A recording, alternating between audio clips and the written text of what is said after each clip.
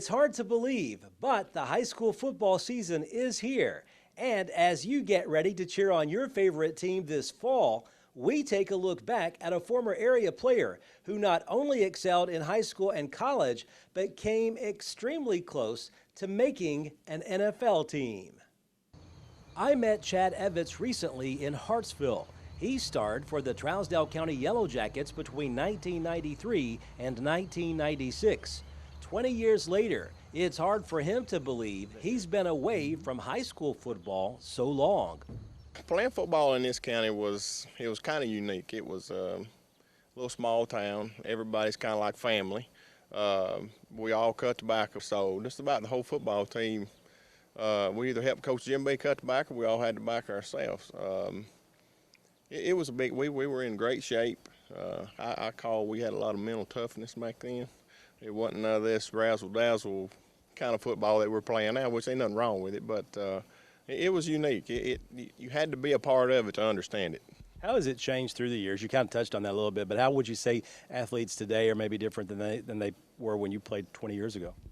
Athletes are faster, look like to me, even in the high school level.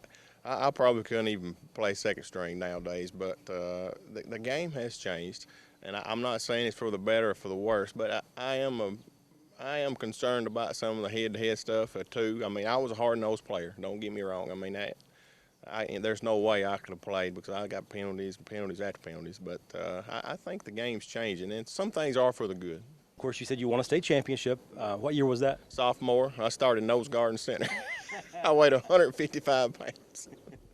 Pretty good team. Yes, they were tough. They were four individuals that were seniors in that year, and they were unique. Brandon Ham, Tim Towns, Sherrod Hicks, and Philip Dean. They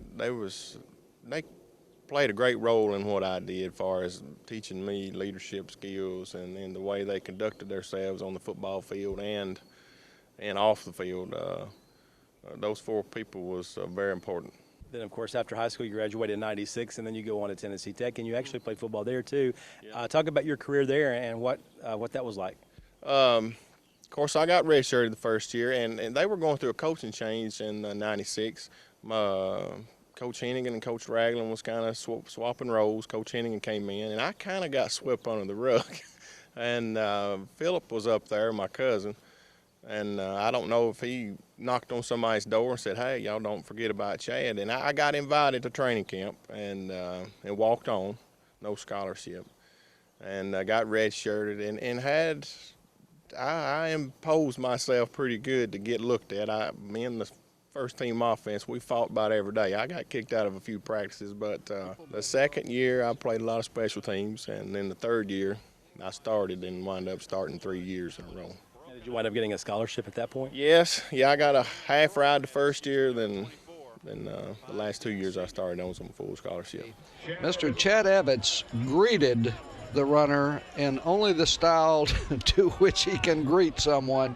There you see a shot of Chad, the senior out of Hartsville, Tennessee. You must have had a spectacular career when it was all said and done, because you are a member now, I think, of the Football Hall of Fame there, are you not? Yes, sir. When 2011 they inducted me in the Hall of Fame. That was the same year my daughter was born, so that's pretty memorable.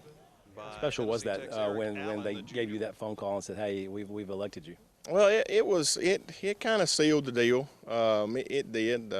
A boy I played with, Brandon Vaughn, he got inducted the year before me. So, but it's like I told them in the meeting. It wasn't. I don't know that it was a individual award because I couldn't have done anything. Those 10 guys that I played with at Tech, they made me what I was, and I made them what they were. I mean, we were a team oriented. To be in the OVC, we were tough. I mean, and I'm not making excuses, but if our offense had been as good as our defense, the sky's the limit to what Tech could have done back then. As far as after college, of course, then you gave the NFL a shot too. Talk about that a little bit. Senior year, Pittsburgh called and had interest. I had interest in San Francisco too. The 49ers came up and saw me at Cookeville, and I chose to go with Pittsburgh. And I probably should have done a little more homework, but I have no regrets. I went up there through training camp, mini camps, training camp, mini camps, early season workouts. I probably total about 6 months, and it's different.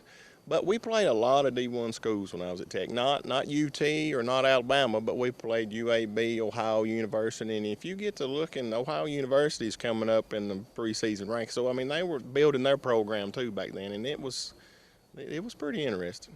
How close were you to making the Steelers roster? I was the last one cut during the week. So very close. I mean, in all likelihood, probably didn't have a chance. I was probably filling a spot on the practice squad because they were 12 returning players. Now, 5 or 6 years down the road, I learned that San Francisco only had 5. So, ifs and buts. There you go. How much of a football fan are you today as far as just watching your former high school and your former college? I come to Hartsville quite a bit, and I will have to say I'm a bad boy when it comes to going to watch Tech.